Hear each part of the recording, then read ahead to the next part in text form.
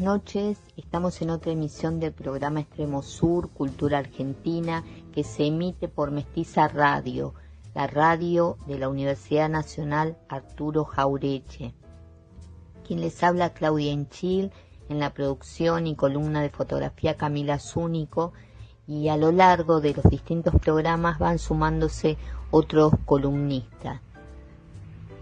Los invitamos a sumergirse en la cultura argentina dentro de las distintas ramas del arte, abordar la cultura como un sinónimo de puente, el territorio de todes, poder mostrarles ese movimiento incesante que se desarrolla en cada una de las provincias argentinas.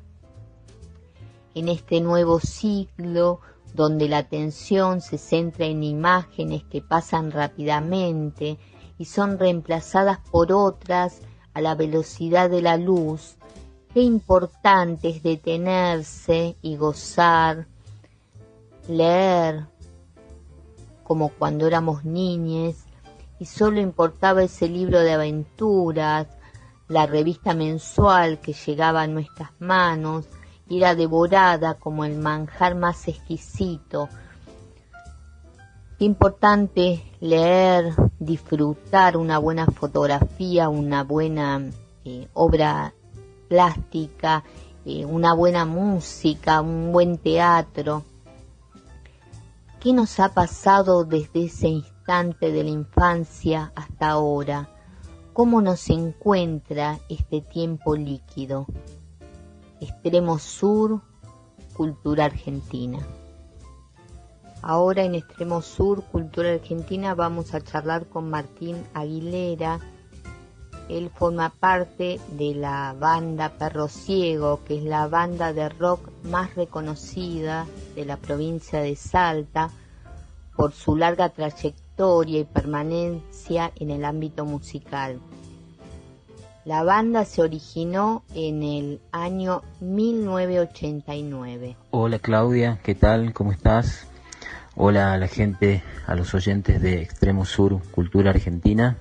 Contanos cuáles fueron los comienzos de la banda. Bueno, Perro Ciego es una banda de rock de la ciudad de Salta, que se formó en el año 89.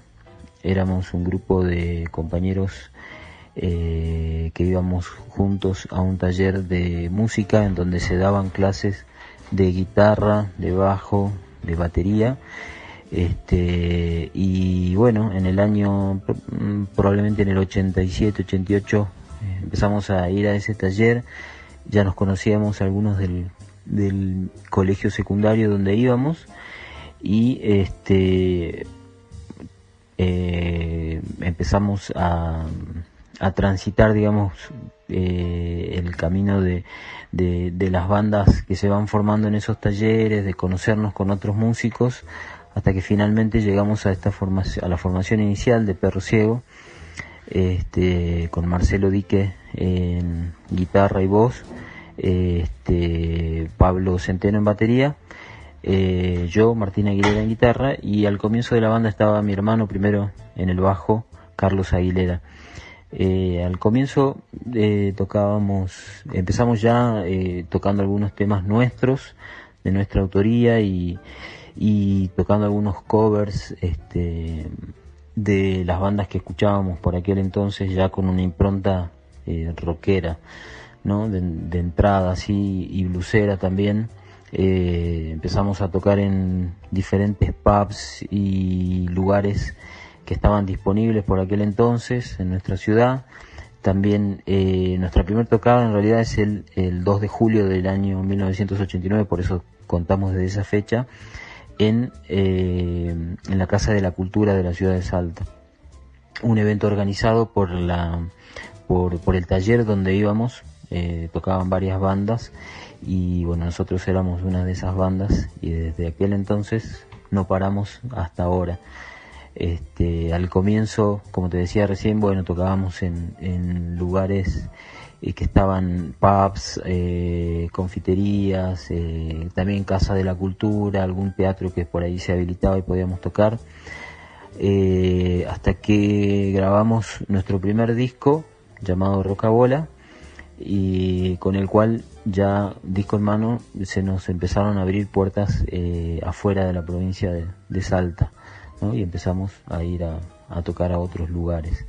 Cuando ya sacamos nuestro segundo disco, Letras Rojas, ya tuvimos acceso por ahí a festivales un poco más grandes, tanto en la ciudad de Salta como en Jujuy, Tucumán, Córdoba y Buenos Aires.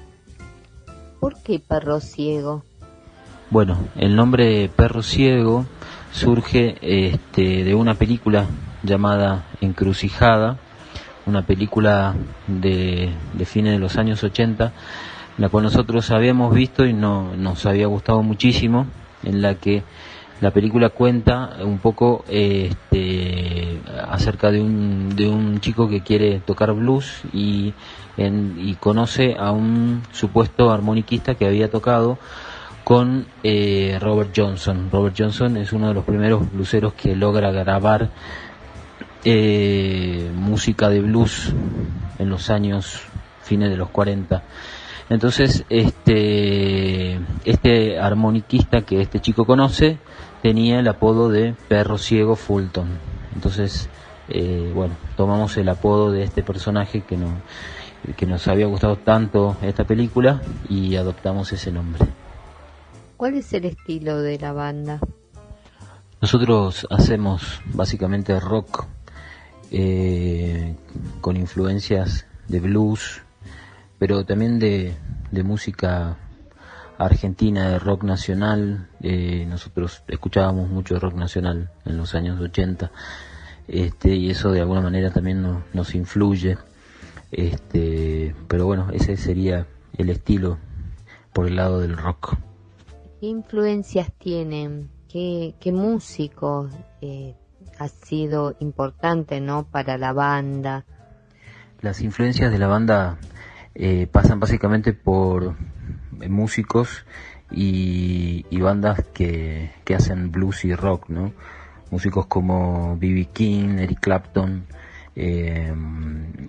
Muddy Waters, Jimi Hendrix, y bandas como los Rolling Stones, los Beatles, y bandas nacionales también como Ratones Paranoicos, La Mississippi, Memphis La Blusera,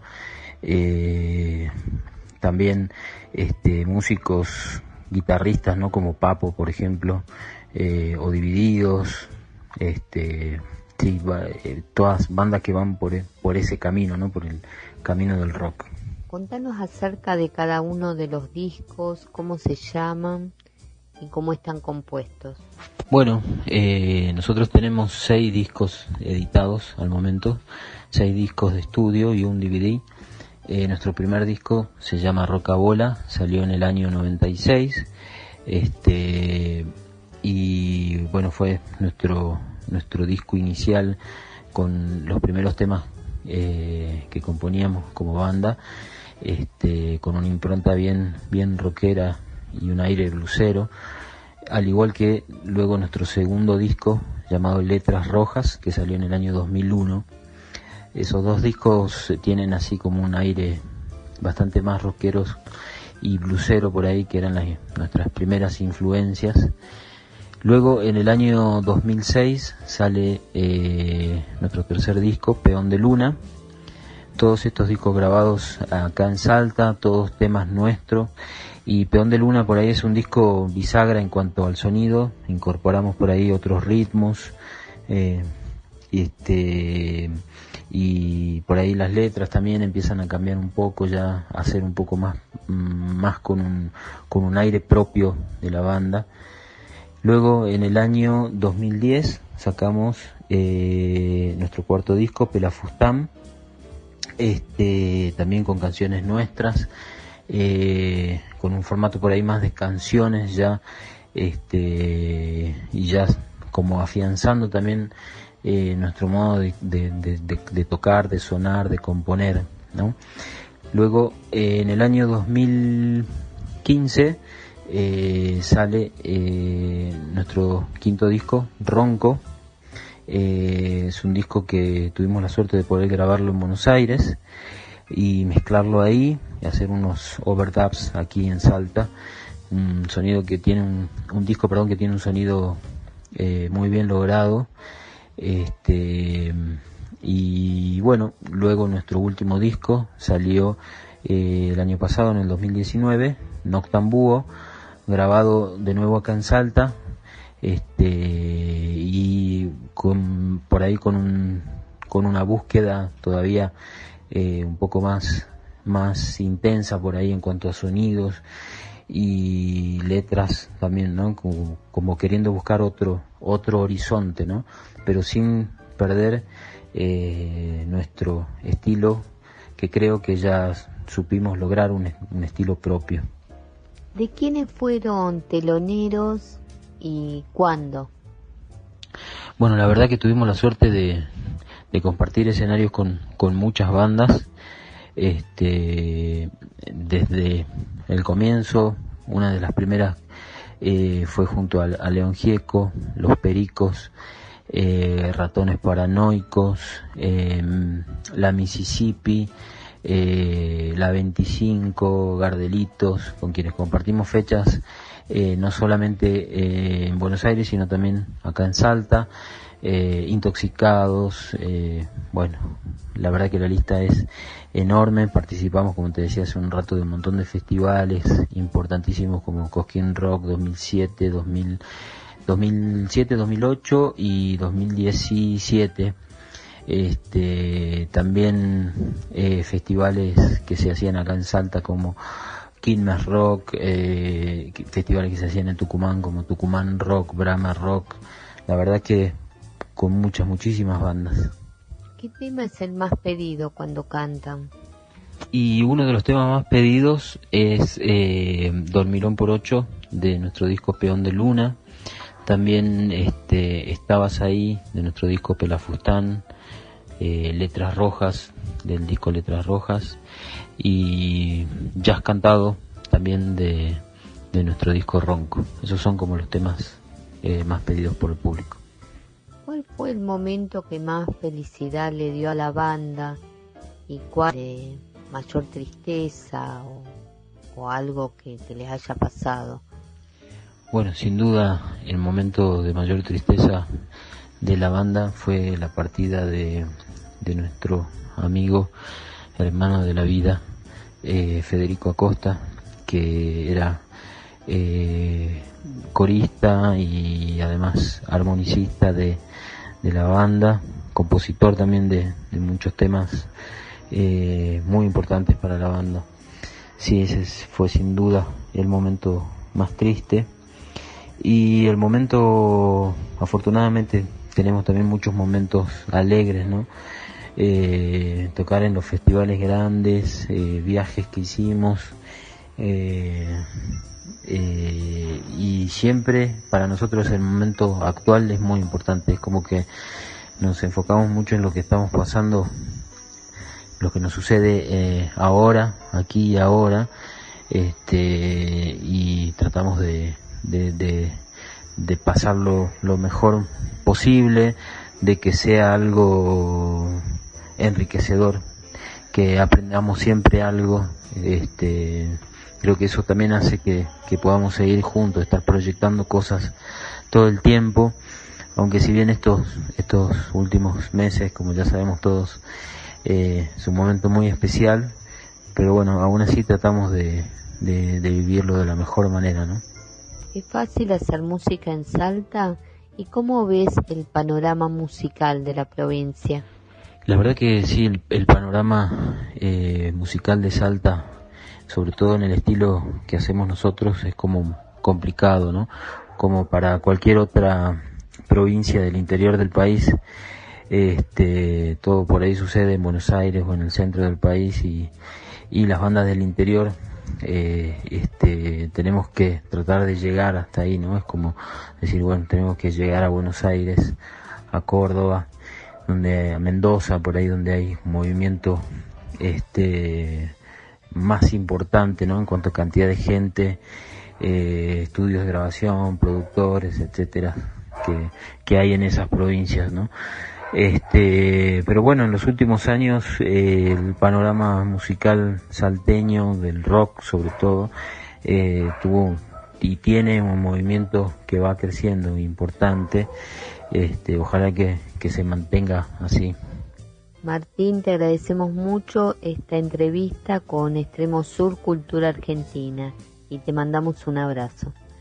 Claudia, muchísimas gracias a vos, a Extremo Sur Cultura Argentina, por la oportunidad de hacer conocer a Perro Ciego, esta banda salteña con ya 31 años. Muchísimas gracias y un saludo para todos. Ahora escuchemos Rompecabezas de la banda Perro Ciego.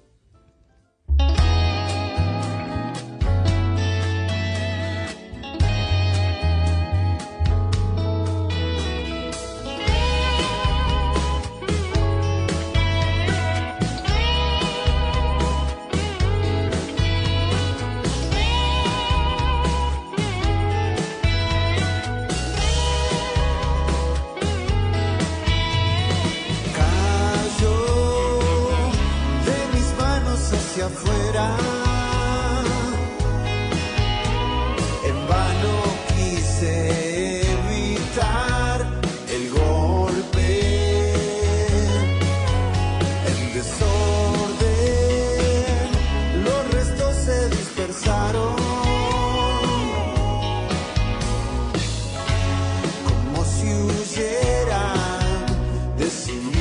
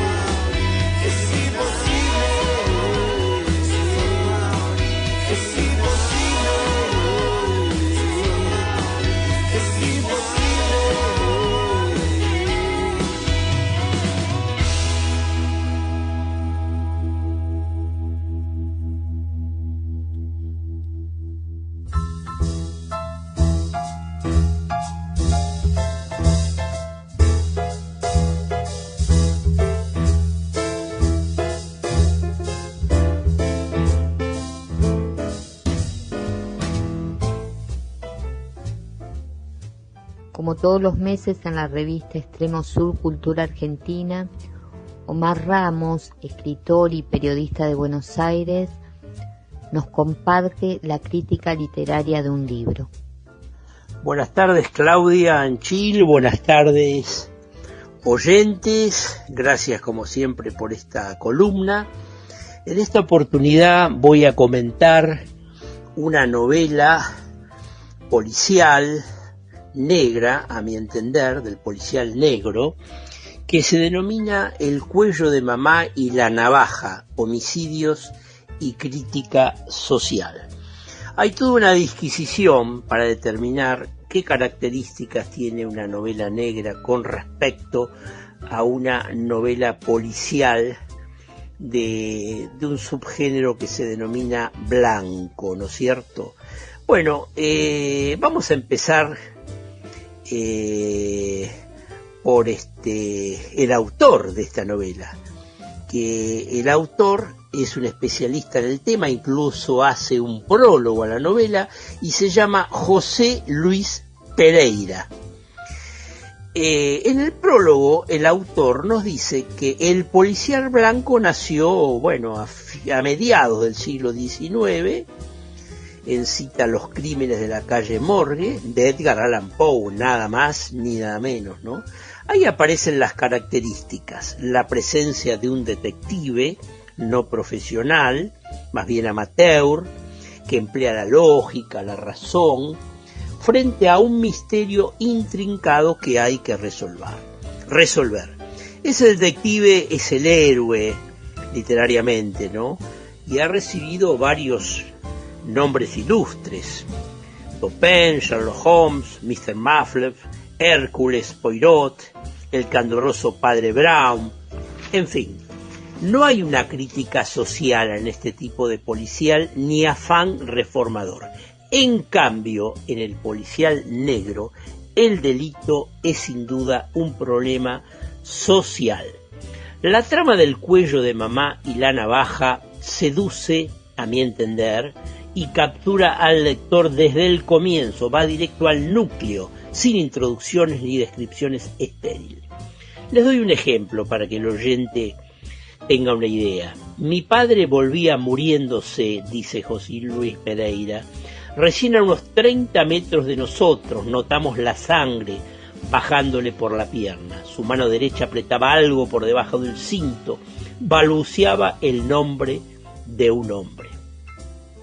La historia por momentos, escrita, esto es fundamental, con un registro muy moderno, coloquial, ágil, está escrita en primera persona, se torna explicativa por momentos, con acertadas desviaciones, como cuando el narrador le dice a los lectores: quedan advertidos.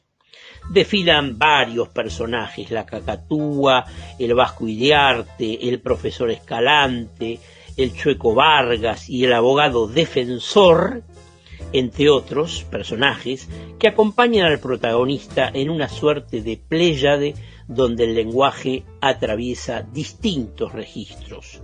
Está la jerga tumbera, muy bien descrita por Pereira, es un tono verosímil, enriquece los matices sinuosos de la historia.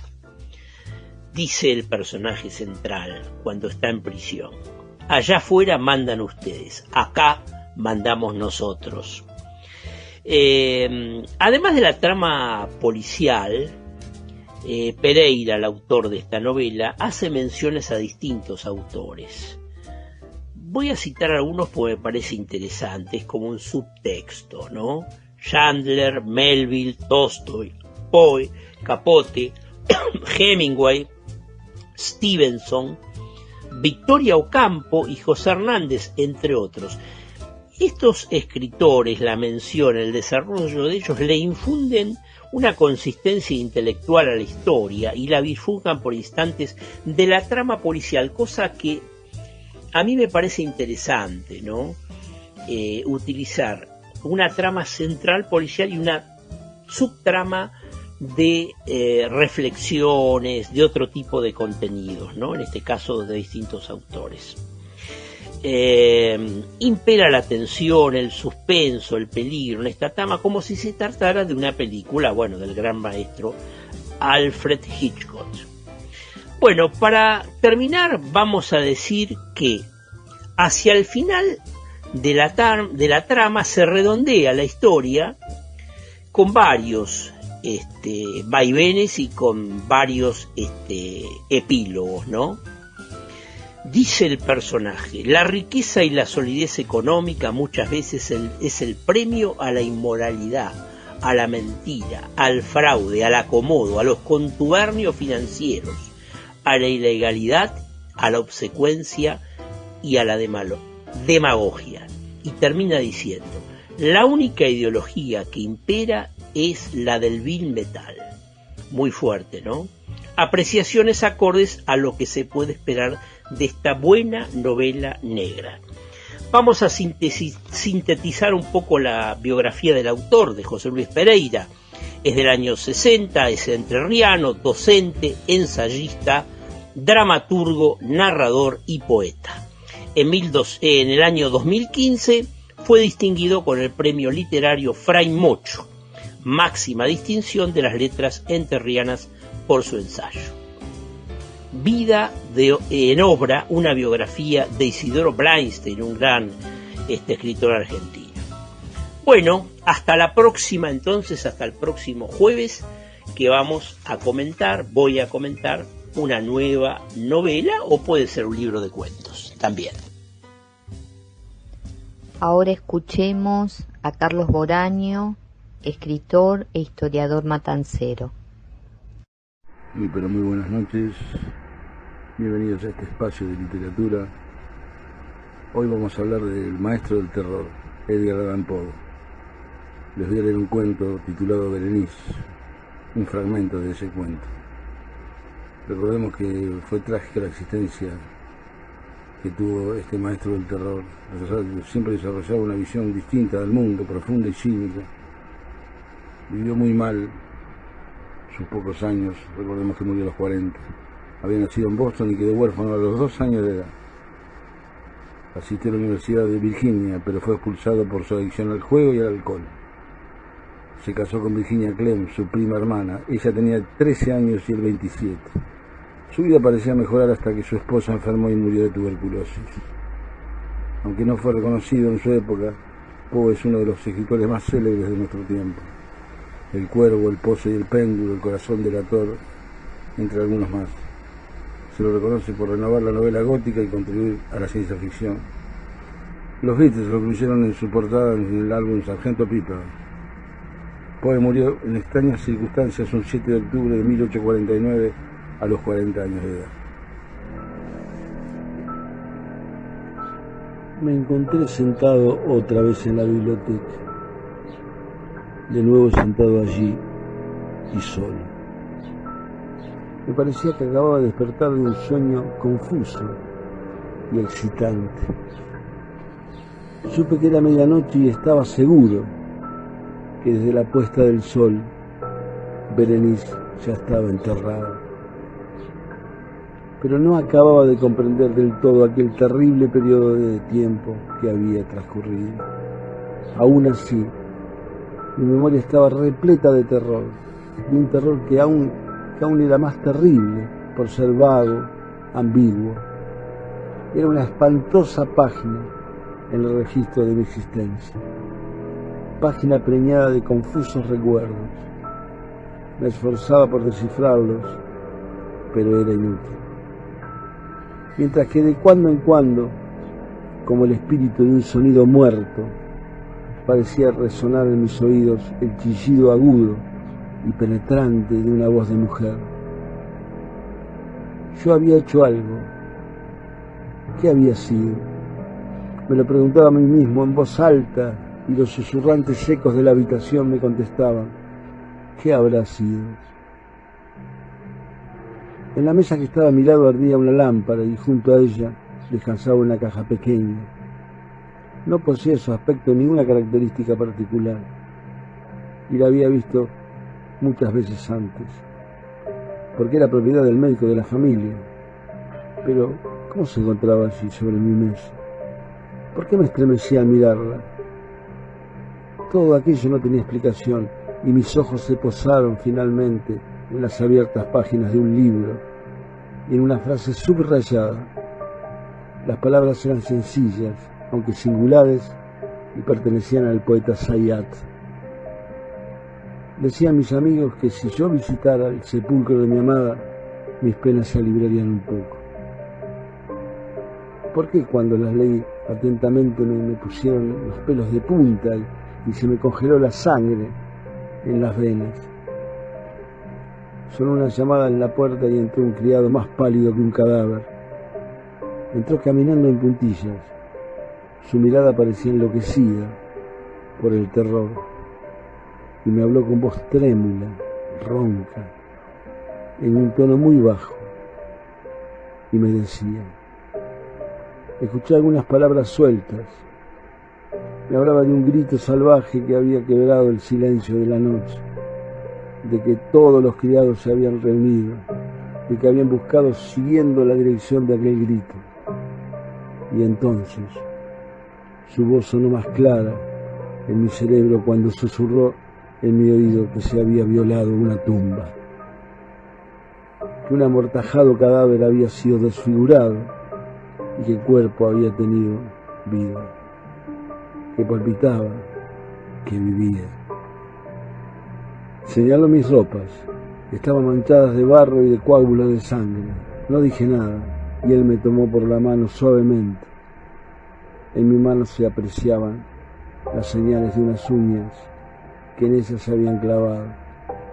Luego dirigí mi atención hacia algún objeto, un objeto apoyado en la pared. Lo miré durante unos minutos. Era una pala. Lancé un grito, me precipité hacia la mesa y tomé la pequeña caja que estaba sobre ella. Pero no pude forzar la tapa, no. Con el temblor de mis manos se deslizó al suelo, donde se hizo pedazos, y de allí, produciendo un ruido casi cristalino, rodaron algunos instrumentos empleados en la cirugía dental, mezclados con 32 diminutas cosas blancas de color del marfil, que se esparcieron por el suelo. Edgar Allan Poe, Berenice. Muchas gracias, hasta la semana próxima. Ahora escuchemos el troncal de Perro Ciego.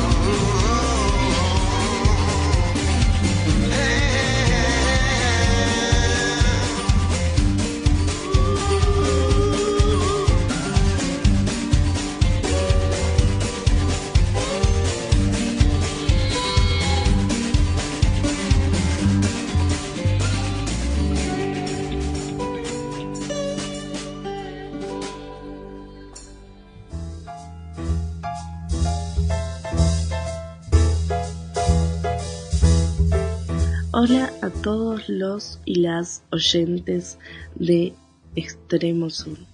Quien les habla, Camila Zúñigo. Como todos los jueves les traigo una columna sobre algún o alguna fotógrafa o fotógrafo contando su historia, su vida, porque no solo está la fotografía, sino está el fotógrafo. Y está bueno conocer quién está detrás de cada fotografía. En el caso de hoy vamos a hablar sobre un fotógrafo argentino llamado Humberto Rivas. Él nació en 1937 en Buenos Aires y falleció el 7 de noviembre de 2009 en Barcelona. Él fue un fotógrafo argentino que nació en una familia obrera. Aunque estaba muy interesado en la pintura y el cine, comenzó a trabajar a los 14 años en un taller textil. En 1951 empezó sus estudios de pintura y dibujo, aunque poco tiempo después comenzó a hacer fotos con una cámara Nikon. Con 22 años realizó estudios de arte en la Escuela de Bellas Artes. En 1959 realizó su primera exposición en la Galería Galatea y en 1962 en la Galería Lirolai. Conoce al gran fotógrafo ruso-argentino Anatole Saderman, se hacen muy amigos e influencia mucho en sus obras. En 1962, el escultor Juan Carlos Di Stefano, director del Departamento de Diseño del Instituto Di Tella, le invitó a dirigir el Departamento de Fotografía, que estuvo compatibilizado con el trabajo pictórico. Humberto Rivas realiza recordados retratos en esa época, por ejemplo, Ana Che Guevara, Rubén Fontana, entre otros. En el Instituto Torcuato Di Tella existía un gran ambiente creativo, pero en 1968 se produce un acto de censura sobre la obra de Roberto Plate, llamada Baños. A partir de ese momento se produjo la decadencia del instituto, que llevó a su cierre en 1970. Coincidiendo con esta circunstancia, Humberto Rivas decidió convertirse exclusivamente en fotógrafo, abandonando su trabajo de dibujo y pintura y destruyendo todas sus obras. Tras el cierre del instituto, entra a trabajar en el Centro Municipal de Investigación, Arte y Tecnología. Estudió cine y abrió un estudio de fotografía publicitaria en Buenos Aires. Obtuvo el premio Konex en 1992 como uno de los 5 mejores fotógrafos de la década argentina. En 1976, tras un viaje por Europa y con la instauración de la dictadura cívico-militar en Argentina, se exilia en España, Barcelona, donde tendrá un estudio de fotografía publicitaria. Allí se encuentra con el ambiente de la transición y los movimientos fotográficos experimentales, con la revista Nueva Lente como estandarte del cambio. Los planteamientos fotográficos de Humberto Rivas se sitúan más próximos a la objetividad, teniendo como referentes a August Sander, Henry Carter Bresson, entre otros. Sin embargo, en Barcelona la calidad de los retratos objetivistas de Rivas es muy bien valorada por fotógrafos con otras líneas de trabajo. De este modo, a su pesar, pasa a alinearse en esa dicotomía Madrid versus Barcelona casi nunca explicitada. Desde 1976 se dedicó a laborales docentes en diferentes centros y universidades en Argentina, España y Portugal. Murió en Barcelona el 7 de noviembre de 2009. 2 días antes de recibir la medalla de oro al mérito artístico de la ciudad. Sus retratos se pueden considerar de una calidad extraordinaria, tanto en los aspectos técnicos como expresivos. Hacer una fotografía de retrato lo define a Rivas como una especie de dialéctica o combate entre el fotógrafo y el modelo. Una lucha que Richard Avedon solía montar en sus retratos mediante el empleo de sesiones fotográficas muy largas hasta conseguir los aspectos que buscaba del retratado. Rivas reconoce el medio fotográfico como un arte en sí mismo dotado de una especial cualidad de realismo. Rivas, en este sentido, destaca su interés documentalista, legado en cierto modo de su admiración por el trabajo de Cartier, Bresson y Sander. De este modo parece más interesado en conseguir el retrato en su ambiente natural, en el contexto vital del retratado. Los paisajes son otra faceta destacada del trabajo de Rivas. Sus imágenes se caracterizan por tratarse normalmente de espacios sin presencia humana. La principal característica es la luz natural que le da las texturas especiales. Algunos señalan que sus paisajes son en realidad retratos de edificios y objetos inanimados. Su trabajo ha sido reconocido con diversos premios, entre ellos el Premio de las Artes Plásticas Ciudad de Barcelona en 1996, el Premio Nacional de Fotografía en 1997 y la Medalla de Oro al Mérito Artístico del Ayuntamiento de Barcelona en 2009. Algunas de sus exposiciones individuales más significativas han sido en la Sala Arcs Barcelona. Su obra se encuentra en diversas colecciones, como Fundación Cultural Televisa México, Museo de Arte Contemporáneo Mar del Plata, Argentina, en el Museo de Arte Moderno Buenos Aires, Argentina, en el Museo de Arte del Condado de Los Ángeles, en Los Ángeles, Estados Unidos, en la Biblioteca Nacional de París, en Francia, en la Maison de la Photographie en París, Francia, en Barcelona, España, en el Centro de Cultura Contemporánea también de Barcelona y España, en el Museo de Fotografía Contemporánea Chicago en Estados Unidos, en el Museo Nacional de Bellas Artes en Buenos Aires, Argentina, en el IBAM de Valencia, España, en la Casa de Cultura en España, en el Canal de Isabel II, Madrid, España, en Caja de Burgos, en Burgos, España, y en el Museo Nacional de Arte de Cataluña, en Barcelona, España. Él fue Humberto Rivas, un fotógrafo argentino que no solo conquistó Argentina, sino que cruzó el charco y conquistó España también. Hasta aquí mi columna de hoy. Acuérdense de que si conocen la vida de alguna fotógrafa o fotógrafo, escriban a las redes sociales de Extremo Sur comentándome la historia y yo lo comentaré en mi columna. Hasta la próxima. Escuchemos Hendrik de la banda de Salta, Perro Ciego.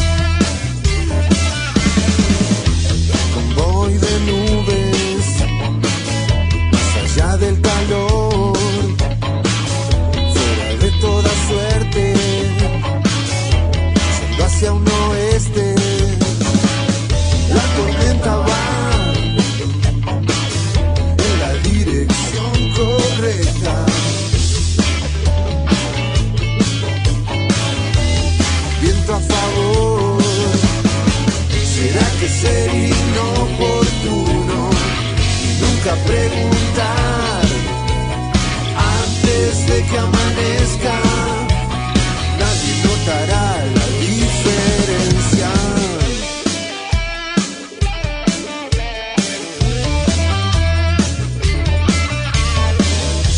Algunas ideas oxidadas, aunque sé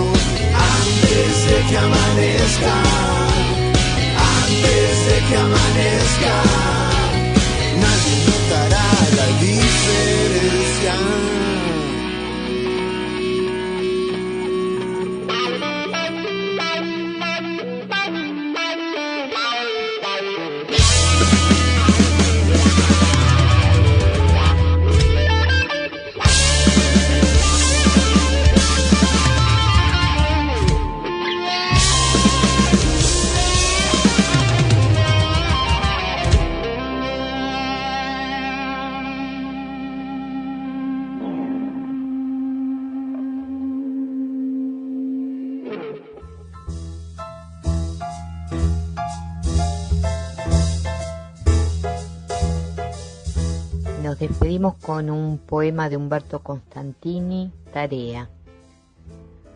Han de saber que cuando en la oficina no hay trabajo, yo trabajo como un negro, sudo tinta, ando detrás de pájaros azules, me meto en grandes líos con los sueños, me desangro en palabras, salgo a cazar ballenas y crepúsculos, domestico elefantes, hay que ver qué furor el de la selva. Le explico al faraón cosas del tiempo. Hago el amor a veces, lucho con los zulúes cuerpo a cuerpo. Tengo que abrirme paso en un perfume, volver para las 12, morirme, andar recuerdos. Tengo que hablar con Dios, volverme loco, lanzar varias proclamas de justicia, escapar de la hoguera, vestirme de jamás para un entierro. No descanso un minuto, me doy un gran trajín con las cigarras, me cito con Lenin y arreglo el mundo. Llamo a larga distancia, digo, anote en mi agenda, Nazareno. Trato cosas del aire con gaviotas, compro verdes, azules, amarillos y los despacho por expreso al cielo. Hago arreglos con nubes, firmo tardes de otoño con llovizna, corro a cambiar estrellas que andan flojas, promuevo madreselvas, dicto inviernos. Cuando el jefe me mira y dice, Ejem, ya que usted no hace nada y tiene tiempo, Extremo Sur, Cultura Argentina. Hasta el próximo jueves.